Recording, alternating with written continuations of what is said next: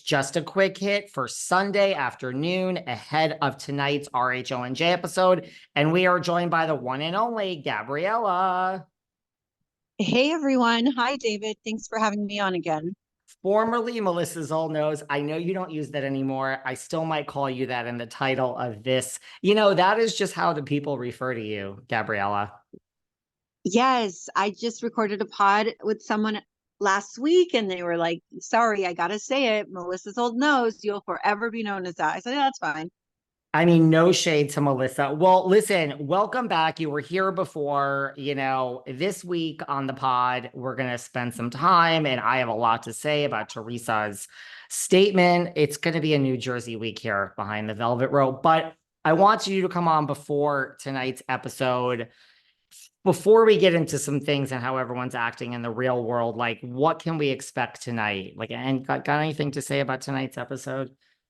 Yes, so Teresa was furious that Jen Fessler told her, nope, she is not going to the little meeting that Jim Leonard is going to hold at Teresa's house, where he lets the cast know that Margaret Josephs and Joe Gorga were talking to Vanessa. Jen Fessler decided to stand by Margaret and not attend because she wasn't okay with them bashing her, and she knew what the goal was, and she said, no, thank you, not today. So Teresa was pissed at that. And I remember talking with Teresa when she was getting ready to film, and she was actually really pissed off at Jen for declining the invite. Because, I mean, for Teresa to have had Jen Fessler, Margaret's good friend there, that would have been such a slap in the face to Margaret. And of course, Teresa wanted that. But when Jen Fessler told her, no, I'm not going, Teresa was beside herself. And I remember that day when we were on the phone, she had either filmed right before we talked, but I mean, she was going off all day. Once she found out Jen Fessler declined that invite, she lost her shit. And she was just, Gabriella, she went in. Anyway, she ended up filming again. And that evening she called me and she was like, oh my God, like she was freaking out. And I was like, what? And she was mad. And she's like, Margaret sent me a fucking funeral arrangement. And I was like, what? And she's like, I have a funeral. I'm like, what do you mean funeral? The big flowers, like the spray? You know what I'm talking about, honey? Like, it's a funeral arrangement. I said, shut up. Like, no, she fucking didn't. And I think honestly, like Margaret did that. Obviously it was shade, but Teresa was getting ready to hold her little meeting with the cast where they were going to go in on Margaret. And obviously Margaret knew because Jen Fessler said, hey, I'm not going because they're going to bash you. And the lawyer so-called has evidence against you. Um, so Margaret took it upon herself, you guys, to send Teresa a funeral arrangement. So we'll see if we see that on tonight's episode. But I remember she just had such a bad day, Teresa, from Jen Fessler declining that invite to receiving these flowers from Margaret. I mean, that's So actually kind of funny. I hate to say it. it is. It is. She threw her some shade. Um, Interesting.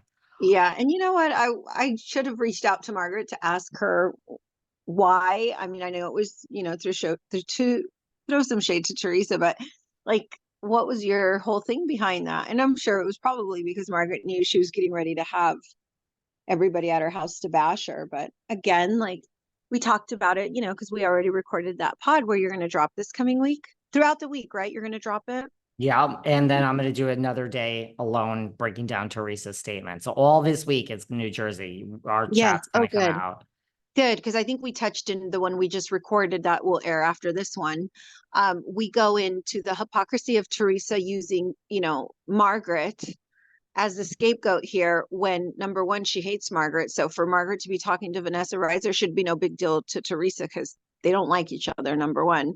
And number two, Carrie Ann, her assistant for over a decade, her sister, her bridesmaid, was also talking to Vanessa. So when we see Jim Leonard in that kitchen say, it was admitted on the stand that Margaret and Joe Gorga was talking to Vanessa, he failed to let the whole world know that so is Carrie Ann. I mean, it's just so crazy. Like she really is that desperate for a Did they, storyline against Margaret. I mean, I wonder, did they like call them to the stand? Like, was Margaret in court? I No, wonder. Margaret wasn't Oh, there. I Margaret didn't think wasn't there. so. Yeah, no, they had a couple people as witnesses and then Vanessa herself. So they were able to extract certain information. I remember the day Louis told me the information they did get out of Vanessa, they tried to spin it and say that, the judge said Vanessa said these things on accident because she was purposely trying to hurt Teresa, like to give her a heads up as to who like on her cast or who around her was talking to her. But at the same time, again, like as we watch Teresa say, that was my friend. How dare Margaret? She is now besties with Kim D and Jackie Goldschneider, who did the most to her face and behind the scenes in regards to Louis. I mean, Kim was on your podcast week after week bashing Louis like no other. And as a matter of fact, when Jim Leonard sent me and Teresa to go dig on articles to see who was talking the most shit about Louis, they even told me go back to like 2021 from the get-go. Who started it? Who initiated the smear campaign against my husband? And I remember I took all my evidence and I started emailing it, sending it via text to Jim, sending it via text to both of them on a thread. And I said, Margaret gave one interview, Vanessa gave one statement, and I had like in 1 year 15 articles from Kim, and it was just like during the fall. Then the next year I had another 30. Like Kim D, I told Teresa, did the most. It was as though she had an agenda, Teresa. And what was Jim Leonard's response on that text? We need to flip Kim. Pretty much like, don't tell me what Kim is doing because we want to silence her, And so again, the hypocrisy of them getting mad at Margaret for talking to Vanessa, while they now have people in their camp, Kim D included, who did the most against them in regards to Louis and talked to Vanessa. So it's just hypocrisy all around. Well, first of all, thank you for listening to all those episodes of my podcast. They're still up on YouTube for everyone to check out or on Patreon. So thank you for that. Well, the desperation, like to know that you have people in your camp. I mean, like, does Teresa also know that Carrie Ann, her loyal assistant for all these years, like was looking into Louis, like you said? Like, does she I know think that? that I think that Jim, yeah, she found out through me actually. I remember myself and some friends found because Jim had told me at the beginning of the year, keep an eye on her.